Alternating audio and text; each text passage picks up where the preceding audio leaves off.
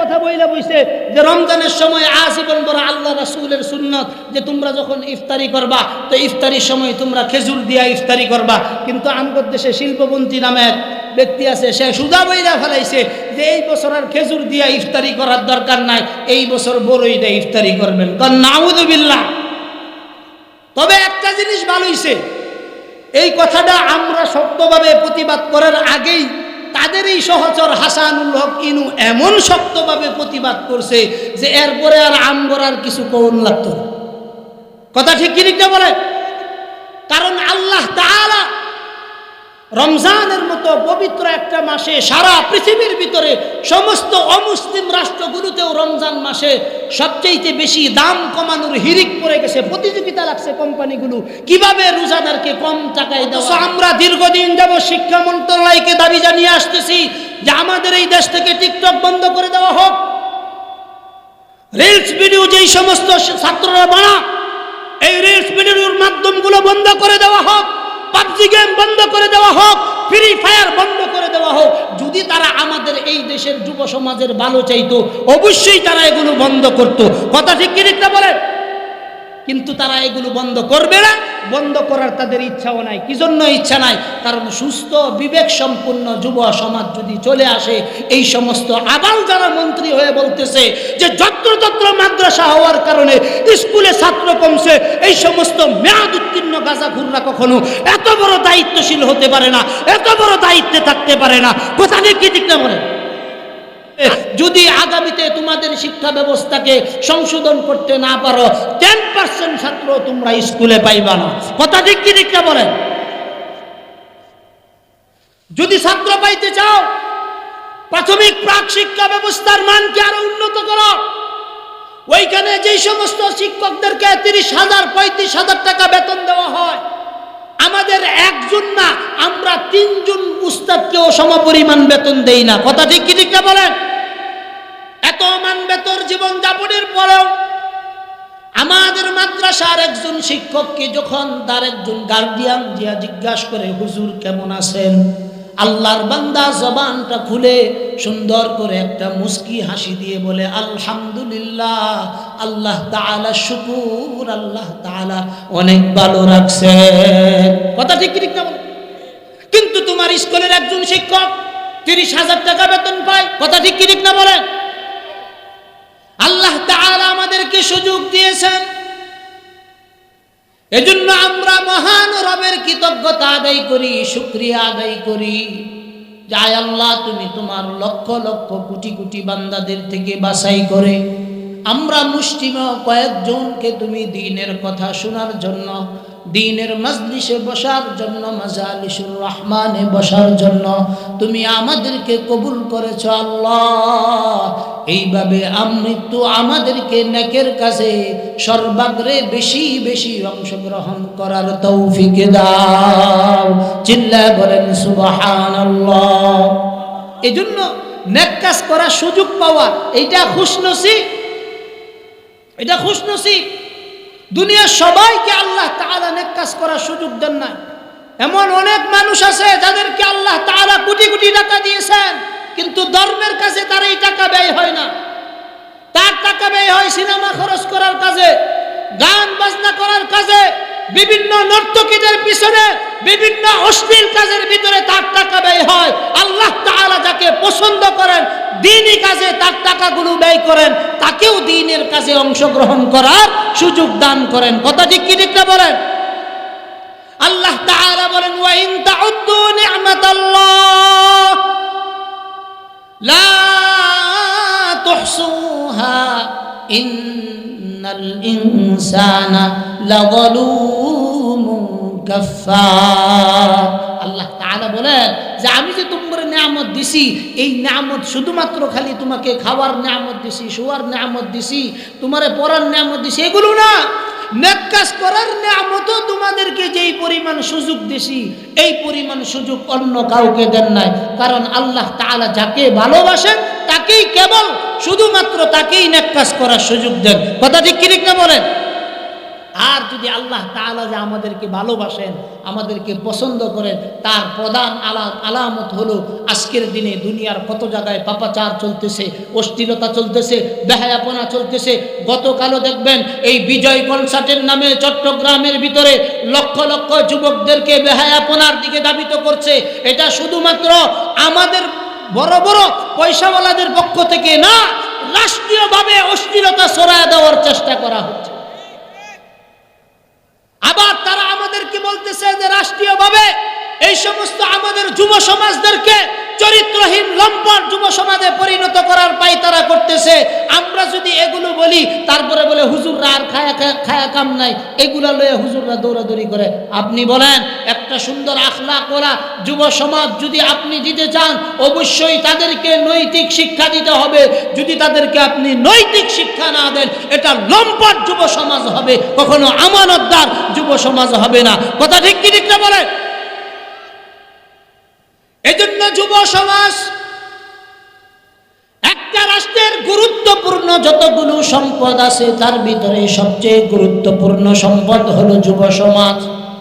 এই যুব সমাজকে যদি আমরা সম্পদের মধ্যে রূপান্তরিত করতে পারি, সম্পদ মনে করে এই যুবকদেরকে যদি আগামীর জন্য আমরা গঠন করতে পারি, তাদেরকে যদি সমাজ চিন্তক বানাই, রাষ্ট্র চিন্তক বানাই, নতুন নতুন উদ্ভাবনীয় বিষয়ের মেধা যদি তাদের মধ্যে দেই, তাহলে আমাদের যুব সমাজ এই গ্লোবালাইজেশনের যুগে তারা কখনো অপরাধের দিকে যাবে না, অন্যায়ের দিকে যাবে না, অশ্লীলতার দিকে যাবে না, পাবজির দিকে যাবে না, বিভিন্ন অপকর্ম গেম ইত্যাদির মধ্যে যাবে না। আজকে আমাদের এই দেশে যেই সমস্ত মানুষরা আছে, এই রাষ্ট্রগুলোকে চালায়, তারা যদি আমাদের যুব সমাজের চরিত্রকে সংশোধন করার নিয়ত থাকতো, আমাদের একটা যুব সমাজও নষ্ট হইত না। কিন্তু তারা এটা চায় না। একটা জাতিকে যদি আপনি ধ্বংস করে দিতে চান, ওই জাতির ভিতরে দুইটা জিনিস ছড়ায় দেন। কয়টা জিনিস? এক নাম্বার জিনিস হলো ওই জাতির মধ্যে অশ্লীলতা ছড়ায় দেন। আপনি বলেন, গতকাল যে বিজয় কনসার্ট হলো, এই বিজয় কনসার্টের মাধ্যমে এই দেশের যুব সমাজের চরিত্রগুলোকে নষ্ট করার দিকে আপনারা নর্তকী নিতেছেন। ওই নর্তকীরা অর্ধ উলঙ্গ হয়ে নাচতেছে। এই নাচ দেখার পরে আমরা তো এই দেশে হিজলা হয়ে জন্ম নেই নাই, আমরা পুরুষ হয়ে জন্ম নিয়েছি। যখন অর্ধনগ্ন নারী একটা যুবক ছেলের সামনে অর্ধ উলঙ্গ হয়ে নাচে, তখন এই ছেলেটার শারীরিক অবস্থা কি হয়, এটা কি একবারও ভেবে দেখছেন? আপনারা যদি এগুলো ভেবে দেখতেন, তাহলে এই সমস্ত অশ্লীল অপকর্মের দিকে আমাদের যুব সমাজকে নিয়ে যাইতেন না। কিন্তু আপনারা ইচ্ছা করে যুব সমাজকে অশ্লীলতার দিকে নিয়ে যান। তারপরে বলেন, এই দেশে জিনা কেন বন্ধ হয় না, চুরি কেন বন্ধ হয় না, রাহাজানি কেন বন্ধ হয় না। অথচ আপনারা নিজেই এই সমস্ত যুবকদেরকে এই সমস্ত কাজের দিকে ধাবিত করতে বাধ্য করেন। কথা ঠিক কি ঠিক না বলেন? অথচ উচিত কি ছিল, আমাদের এই যুব সমাজকে তার যৌবন আসার সাথে সাথেই নৈতিকতার শিক্ষা তার মধ্যে ঢেলে দেওয়া, নৈতিকতার শিক্ষা তার মধ্যে ঢেলে দেওয়া। এই নৈতিকতার শিক্ষা যখন একজন যুবকের ভিতরে চলে আসবে, ওই যুবক দুনিয়ার যাথাই যাক, যা কিছু করুক, সে সর্ব অবস্থায় এতটুকু চিন্তা করবে, আমি যে ঘরের দরজা লাগিয়ে গুনাহ করতেছি, আমি যে রাতের অন্ধকারে ঘরের লাইট লাগিয়ে মোবাইলের ভিতরে যে আমি পর্নোগ্রাফি দেখতেছি, অশ্লীল জিনিসগুলো দেখতেছি, আমি সাময়িকভাবে দেখতেছি দুনিয়ার দরজাগুলো বন্ধ। কিন্তু না না না না, দুনিয়ার এই দরজাগুলো বন্ধ নয়। আল্লাহ তাআলা বলেন, আমি দুনিয়ার সিসি ক্যামেরা লাগাই নাই, দুনিয়ার কোনো তার দিয়ে আমি ক্যামেরা ফিট করি নাই, যে এটা কারেন্ট চলে গেলে ক্যামেরাও বন্ধ হয়ে যাবে, লাইন চলে গেলে ক্যামেরাও বন্ধ হয়ে যাবে। আল্লাহ বলেন না, আল্লাহ তাআলা বলেন, আমি এই রকম ক্যামেরা ফিট করি নাই বান্দা, তুমি আমাকে ফাঁকি দিবার সুযোগ নাই। আল্লাহ তাআলা বলেন, কিরামান কাতিবিন ইয়ালামুনা মা তাফআলুন। আল্লাহ তাআলা বলেন, কিরামান কাতিবিন, সম্মানিত দুইজন ফেরেশতা। এই দুইজন ফেরেশতা বান্দা তুমি যদি শুয়ে থাকো, শোয়ার মধ্যে তুমি যদি সুন্নত তরিকায় ঘুমাও, দুইজন তোমার নামে নেকি লিখতে থাকে। আর দুনিয়ার সব ঘুমায় গেছে, তুমি যদি অশ্লীলতার ভিতরে তোমার গাকে তুমি বাসায় দাও, আল্লাহ বলেন এই অশ্লীলতার সব ভিডিওগুলা কিরামান কাতিবিন দুইজন ফেরেশতা সর্ব অবস্থায় রেকর্ডিং করতেছে। আল্লাহ তাআলা বলেন ইয়ালামু খায়িনাতাল আয়ুনি ওয়া মা তুখফিস সুদূর। চিল্লা বলেন আল্লাহু আকবার। আল্লাহ তাআলা বলেন আমার জ্ঞানের বাইরে কোনো কিছু না। তুমি বান্দা যা করো, যা কিছুই তুমি করো না কেন, সব কিছু আমি আমার ইলমের মধ্যে, জ্ঞানের মধ্যে সব কিছু আছে। আল্লাহ তাআলা অন্য আয়াতে বলেন আলাম ইয়ালাম বিআন্নাল্লাহা ইয়ারা। আল্লাহ তাআলা বলেন বান্দা তুমি কোথায় যাও, কোন দিকে দৌড়াও, তুমি কি এতটুকুন কল্পনা করো না আমি তোমাকে দেখতেছি, আমি তোমাকে দেখতেছি। আল্লাহ তাআলা বলেন আলাম ইয়ালাম বিআন্নাল্লাহা ইয়ারা। বান্দা তোমার মাথার উপর আমার নজরটা চলতেছে। তুমি কোন দিকে যাইতেছ, কোন দিকে আসতেছ, কোন দিকে কি করতেছ, দুনিয়ার কেউ বুঝে না। আল্লাহ তাআলা বলেন আমি এতগুলো সোর্স তোমার পিছনে লাগিয়ে দিছি। এই সোর্সগুলো থাকার কারণে তোমার একটা কদম কদম কোথায় কোথায় যায়, প্রতিটা কদমই আমার নখদর্পণে থাকে। ওয়ান্নায়াতে আল্লাহ তাআলা বলেন তাবারাকাল্লাযী বিয়াদিহিল মুলক ওয়া হুয়া আলা কুল্লি শাইইন কাদির। চিল্লা বলেন আল্লাহু আকবার। আল্লাহ তাআলা বলেন বান্দা তুমি যা কিছু করো না কেন, তোমার সব বিষয়ে আমি এত বেশি খবরদারি রাখি, এত ফুল পাওয়ার আমার মধ্যে আছে, যেই পাওয়ার দিয়ে আমি তুমি কোথায় যাও কি করো সব ক্ষমতার ভিতরে তুমি আসো। এজন্য একজন যুবকের ভিতরে যদি এতটুকুন চিন্তা থাকে যে আমি যে অপকর্মগুলো করতেছি, আমি যে রাতের বেলায় একটা বেগানা মহিলার সাথে চ্যাট করতেছি, তাকে যে আমি মেসেজ দিতেছি, এই মেসেজটা হয়তো আমার মা জানবে না, আমার বাবা জানবে না, আমার পাড়াপড়শি বন্ধু বান্ধব কেউ জানবে না, কিন্তু জানবে কে? একটা যুবকের ভিতরে যখন এই চিন্তা এসে যাবে, আমার রব আমার সব কিছু দেখতেছেন, আমার রব আমার সব কিছু বুঝতেছেন, আমি যা কিছু করতেছি সব কিছু আমার আমলনামার মধ্যে উঠতেছে। একটা যুবকের ভিতরে যখন এই চিন্তাটা এসে যাবে, ওই যুবক অন্তত পক্ষে একাকী যে গুনাহগুলো হয় ওই গুনাহগুলো থেকে নিজেকে বাঁচিয়ে রাখার চেষ্টা করবে। কথা ঠিক কি ঠিক না বলেন? পৃথিবীর সব দেশে নৈতিকতার শিক্ষা বাধ্যতামূলক। কি শিক্ষা বাধ্যতামূলক? নৈতিক শিক্ষা বাধ্যতামূলক পৃথিবীর সমস্ত দেশে।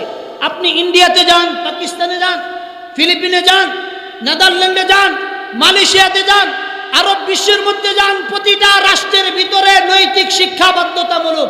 আর আমাদের এই দেশের শিক্ষামন্ত্রী তিনি কয়েকদিন আগেও বললেন যে যত্রতত্র মাদ্রাসা হওয়ার কারণে স্কুলের ছাত্র কমে যাইতেছে। কন্যা আউযুবিল্লাহ। এটা তিনি কি জন্য বলছেন? তিনি এজন্য এই কথাটা বলছেন যে এই সমস্ত আবালদেরকে যারা মন্ত্রী বানায় তাদেরও মাথা খারাপ, আর যারা তারা মন্ত্রী হওয়ার পরে কি থইয়া কি বলবে এই মস্তিষ্ক সুস্থ জ্ঞানটুকুন তাদের ভিতরে নাই। কথা ঠিক কি ঠিক না বলেন? নইলে তোমরা তোমাদের শিক্ষা ব্যবস্থাকে ধ্বংস করছো, শরীফকে শরীফে বানাইছো, তিরিং তিরিং সাইকেল চালানো এটা শিখাইছো, ধর্মীয় শিক্ষার যতটুকুন বালাই থাকার কথা ছিল ততটুকুন পর্যন্ত তোমরা উঠায় দিছ। সব কিছু ধ্বংস করবা। এই দেশের মানুষ তো মুসলমান, এই দেশের মানুষ মুসলমান, 95% মুসলমানের সন্তান এই দেশে বাস করে। আমরা জানি আমাদের সন্তানরা কোন শিক্ষায় শিক্ষিত হলে তার ভিতরে নৈতিক শিক্ষা আসবে। যদি আগামীতে তোমাদের শিক্ষা ব্যবস্থাকে সংশোধন করতে না পারো, 10% ছাত্র তোমরা স্কুলে পাইবা না। কথা ঠিক কি ঠিক না বলেন? যদি ছাত্র পাইতে চাও, প্রাথমিক প্রাক শিক্ষা ব্যবস্থার মানকে আরো উন্নত করো। ওইখানে যেই সমস্ত শিক্ষকদেরকে 30,000 35,000 টাকা বেতন দেওয়া হয়, আমাদের একজন না, আমরা 3 জন উস্তাদকেও সমপরিমাণ বেতন দেই না। কথা ঠিক কি ঠিক না বলেন? ভিতর জীবন যাপনের পরেও আমাদের মাদ্রাসার একজন শিক্ষককে যখন তার একজন গার্ডিয়ান জিজ্ঞাসা করে, হুজুর কেমন আছেন, আল্লাহর বান্দা জবানটা খুলে সুন্দর করে একটা মুস্কি হাসি দিয়ে বলে, আলহামদুলিল্লাহ, আল্লাহ তাআলা শুকুর, আল্লাহ তাআলা অনেক ভালো রাখছেন। কথা ঠিক কি ঠিক না? কিন্তু তোমার স্কুলের একজন শিক্ষক 30,000 টাকা বেতন পায়, নির্বাচন বিভিন্ন প্রশিক্ষণের সময় টাকা পায়, এত কিছু পাওয়ার পরেও দেখবেন যদি ক্লাসের সময় কোনো গার্ডিয়ান যায় যদি জিজ্ঞাসা করে, স্যার কেমন আছেন, আরে কি কইয়াম, অত বালানা, ফুলাফানের কাউ কাউয়ে আমার মাথা নষ্ট হয়ে গেছে। কথা কি ঠিক না বলে? সরকারি টাকা খাও, সরকারি টাকা খেয়ে আমার সন্তানকে তুমি শিক্ষা দিবা, সেই শিক্ষার সময় তুমি ঠ্যাঙের উপর ঠ্যাং তুলে বয়ে থাকো, আর এগুলো দেখার কেউ নাই। এই সমস্ত অলস মস্তিষ্কের অধিকারীদেরকে টাকা দিয়ে, ঘুষ দিয়ে তোমরা প্রাথমিক শিক্ষক নিয়োগ করছো। এই নিয়োগ করার কারণেই, অযোগ্যদেরকে স্থান দেওয়ার কারণেই প্রাথমিক শিক্ষা ব্যবস্থা আজকে ধ্বংস। কথা ঠিক কি ঠিক না বলেন? আমরা তো আমাদের শিক্ষকদেরকে ঘুষ নিয়ে কখনো তাদেরকে চাকরি দেই না। কথা ঠিক কি ঠিক না বলেন? আমরা তো আমাদের শিক্ষকদেরকে ঘুষ নিয়ে চাকরি দেই না। থার্ড ক্লাস, যার টাকা আছে তার চাকরি হয়ে যায়, যার মামু আছে তার চাকরি হয়ে যায়। আজকে এই দেশে যাদের মামু বেশি তারা বড় বড় চাকরি আছে, সে যোগ্য হোক বা অযোগ্য হোক, এটাতে কোনো কি নাই, সমস্যা নাই। এই ব্যবস্থা যদি চলতে থাকে তাহলে এই দেশ ধ্বংস হইতে বাধ্য। ওই যে বলছিলাম যে কোনো জাতিকে যদি ধ্বংস করতে চাও, প্রথম নাম্বার তাদের যুব সমাজের ভিতরে অশ্লীলতা ছড়ায় দাও। আপনারা বলেন, আমাদের আজকের এই যুব সমাজের ভিতরে অশ্লীলতা আছে না নাই? তা আমাদের এই যুব সমাজের এই অশ্লীল কাজ থেকে কি আমাদের পক্ষে ফিরানো সম্ভব না? এটা প্রশাসনিকভাবে দায়িত্বশীল যারা আছে, নৈতিক শিক্ষা বিভাগ থেকে তাদেরকে এটাতে ফিরাইতে হবে। যদি তারা এটা না ফিরায়, এবং তারা ফিরাবেও না। কি জন্য ফিরাবে না? কারণ এখানেও তাদের একটা লাভ আছে। কারণ চিন্তাশীল যুব সমাজ যদি আমাদের এই দেশে আইসা যায়, তাইলে তারা অপকর্ম করতে পারবে না। কথা ঠিক কি ঠিক না বলেন? এই অপকর্ম থেকে বাঁচতে গেলে শিক্ষার মানকে ধ্বংস করছে, এটা প্রথম কাজ করছে। 2 নাম্বার, আমাদের যুব সমাজের ভিতরে অশ্লীলতা ছড়ায় দিছে। দেখেন এখন সমস্ত পোলাপানগুলো আর কিছু করুক আর না করুক, টিকটকে সবাই ভাইরাল। কথা ঠিক না বেঠে? অথচ আমরা দীর্ঘদিন যাবত শিক্ষা মন্ত্রণালয়কে দাবি জানিয়ে আসতেছি যে আমাদের এই দেশ থেকে টিকটক বন্ধ করে দেওয়া হোক। রিলস ভিডিও যেই সমস্ত ছাত্ররা বানায়, এই রিলস ভিডিওর মাধ্যমগুলো বন্ধ করে দেওয়া হোক, পাবজি গেম বন্ধ করে দেওয়া হোক, ফ্রি ফায়ার বন্ধ করে দেওয়া হোক। যদি তারা আমাদের এই দেশের যুব সমাজের ভালো চাইতো, অবশ্যই তারা এগুলো বন্ধ করত। কথা ঠিক কি ঠিক না বলেন?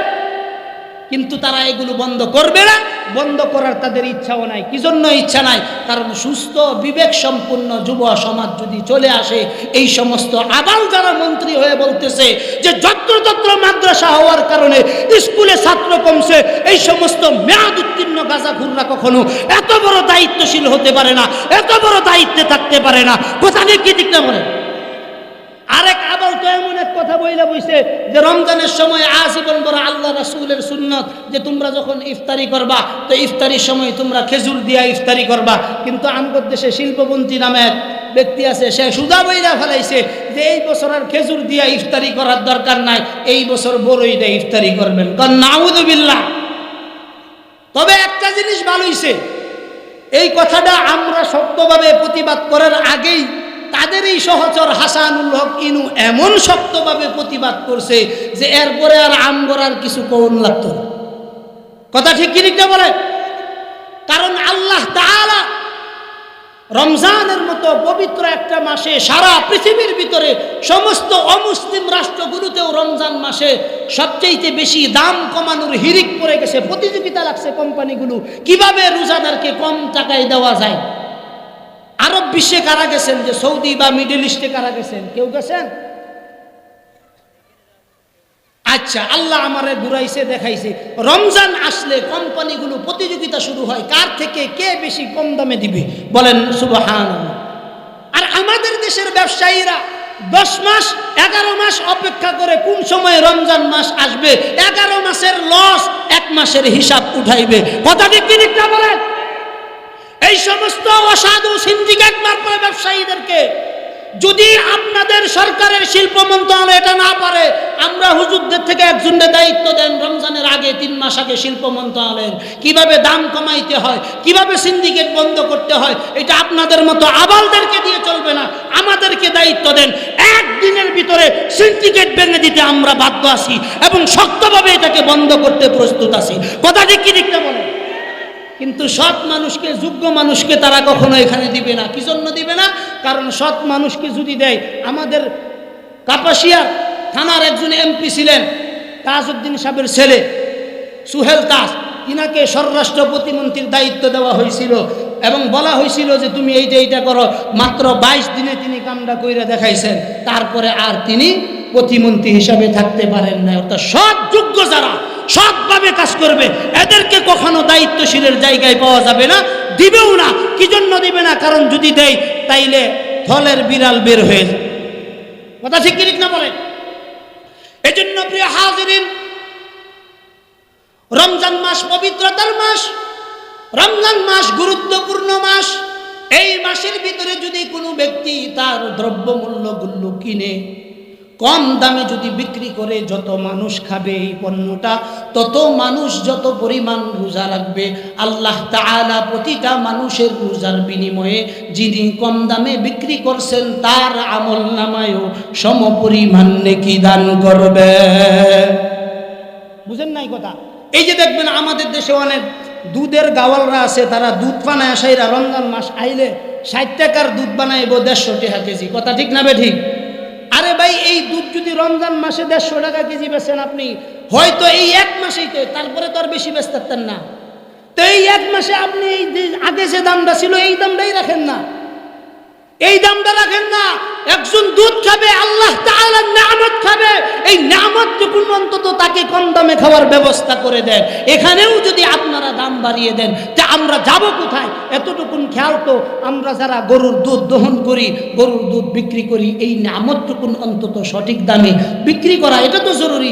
আমরা যে যেখানে পারতেছি ক্ষমতা খাটাইয়া ওখানেই দাম বাড়িয়ে দিছি, একবারও এতটুকুন চিন্তা করতেছি না যে রমজান আসলে দ্রব্যমূল্যের দাম কমাইলে কি ফায়দা হয়, দাম বাড়াইলে কি সমস্যা হয়। আমরা যারা আসি, আমরা যারা বুঝি না এটা যে রমজানে দ্রব্যমূল্যের দাম বাড়াইলে ক্ষতি কি হয়। আপনি যত মানুষের হক নষ্ট করে আপনি দাম বাড়াইছেন, হয়তো রমজানের পরে আপনি হজের জন্য নিবন্ধন করে আপনি হজ করতে পারবেন, উমরাও করতে পারবেন, আবার 2-4 জন হুজুর নিয়েও আপনি হজ করতে পারবেন, ঠিক। কিন্তু এই রকম লক্ষ কোটি বার আপনি হজ করবেন, আল্লাহ তাআলা আপনার এই হজ কবুল করবে না, কবুল করতে পারে না। কারণ উম্মতি মুহাম্মদীকে যারা কষ্ট দেয়, আল্লাহ তাআলা তার কোনো আমলের ভিতরে নেকি রাখেন না। কথা ঠিক কি ঠিক না বলেন? আরেকটা কথা বইলা দেই, আপনি যদি সুজা বা আল্লাহর রাস্তায় না দেন, আল্লাহ তাআলা বাঁকা বা আপনার কাছ থেকে নিয়ে নেবে। আমি গত বছর জানি আমাদের হবির বাড়ি ভালুকাতে এমন অনেক ব্যবসায়ীদেরকে দেখছি যারা রমজান মাস আসার পরে জিনিসপত্রের দাম বাড়িয়ে মোটামুটি ভালো অঙ্কের টাকা কামাইছে ঠিকই, কিন্তু রমজানের পর থেকে নিয়ে প্রায় 7 মাস আমি জানি ওই পরিবারের 3 জন সদস্য ধারাবাহিকভাবে অসুস্থ ছিল। কামাইছে কয় লাখ, সর্বোচ্চ 10 লাখ, কিন্তু 3 জন রোগীর চিকিৎসা করতে করতে প্রায় 26 লক্ষ টাকা গেছে। আল্লাহ কয় সুজাবা দিবি, নইলে আমি বেকাবা নিতে কিভাবে নিতে হয় এটা আমার চাইতে ভালো কে জানে, আল্লাহ তাআলার চাইতে ভালো কেউ জানে না। এজন্য অসাধু ব্যবসায়ী যারা আছেন তারা সোজা হয়ে যান, আল্লাহ তাআলার কাছে তো জবাব দিবেনই, দুনিয়াতেও আপনাকে এই আকামের বিচার করা হবে। কথা ঠিক কি ঠিক না বলেন? আমি আয়াতে কারিমা তেলাওয়াত করেছি, আল্লাহ তাআলা বলেন ইয়া আইয়ুহাল্লাযীনা আমানুত্তাকুল্লাহ। আল্লাহ তাআলা বলেন হে ঈমানদারগণ, তোমরা আল্লাহ তাআলাকে ভয় করো।